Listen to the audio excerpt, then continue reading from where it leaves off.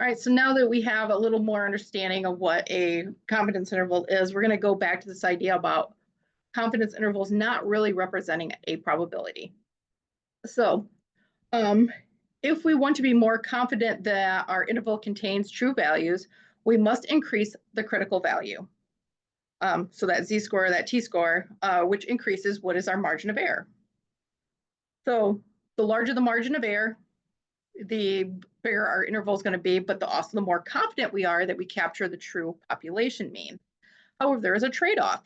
So we would love to have a high level of confidence rather than a low level of confidence, but we'd also like, just like I said before, a small margin of error opposed to a large one, because we don't want to be guessing all over the place. So, like we don't want to be guessing what's, average body temperature for people who have the flu, and we have an interval from like 97 to, 101 or something like that.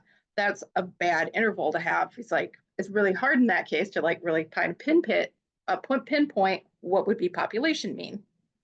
That problem that we did last time with the potato chips, that one had a very small margin of error to it. So we didn't have a big interval, which was nice. And also because the interval was so small, it was small enough to show me that most bags of potato chips actually had more than 8 grams in them. So there's a lot that comes out of having those smaller intervals.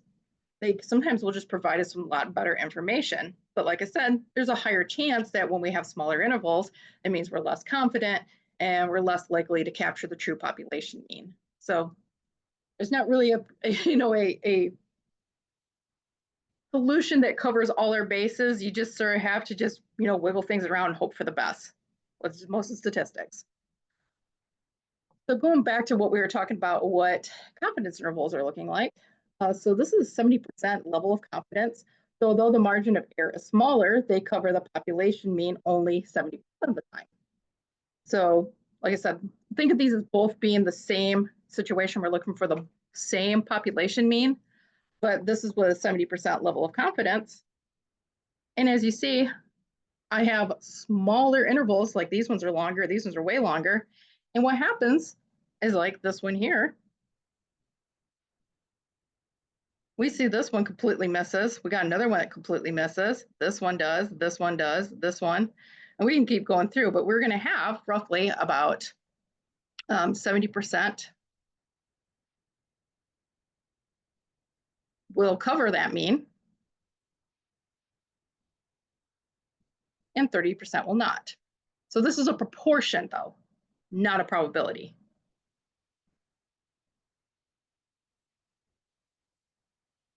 So it's going to be approximately that, like give or take. It's never going to be perfect.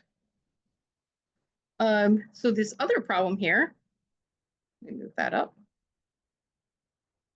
So let me pinpoint one of my means. This one.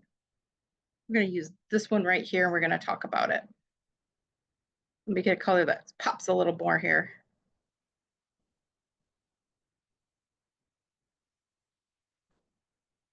So right here, this is one that misses. So there's a point estimate there, some sort of X bar that we're building around.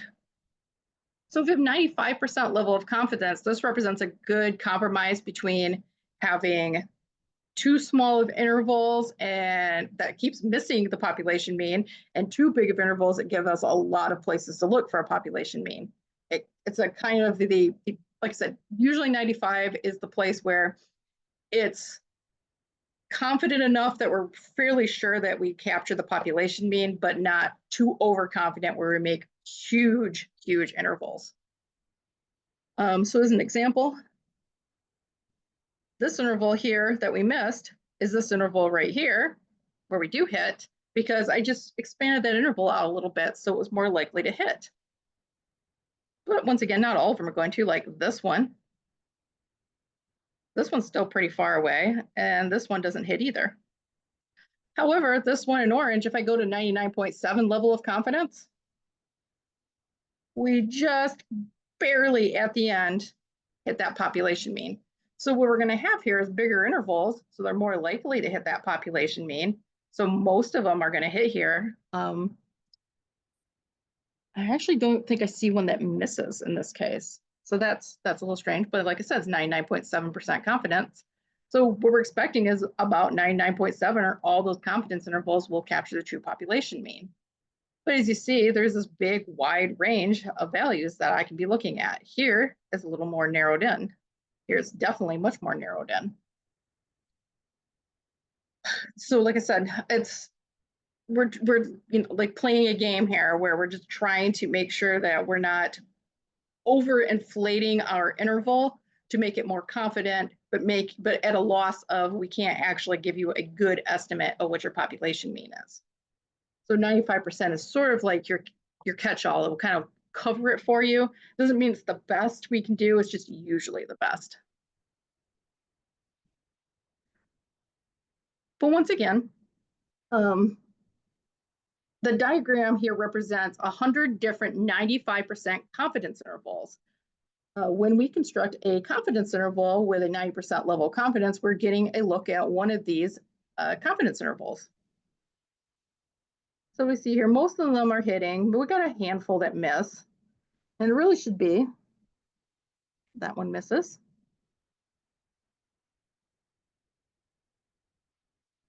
Let's see if I see another one that misses here. Yep, one more. I think there's one more in here.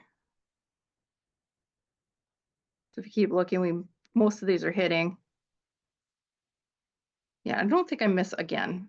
But what we see here is like, there's 100 different intervals.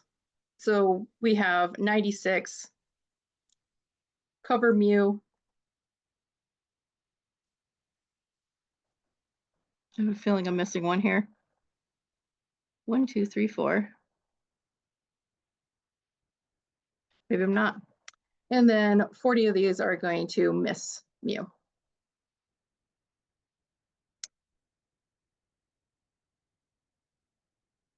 So what we're seeing here is that, like I said, we should very roughly be covering about 90% of intervals should cover that population mean, and roughly 5% of them should miss. But this is not, like I said, it's not a probability, this is a proportion, and this is something that we created.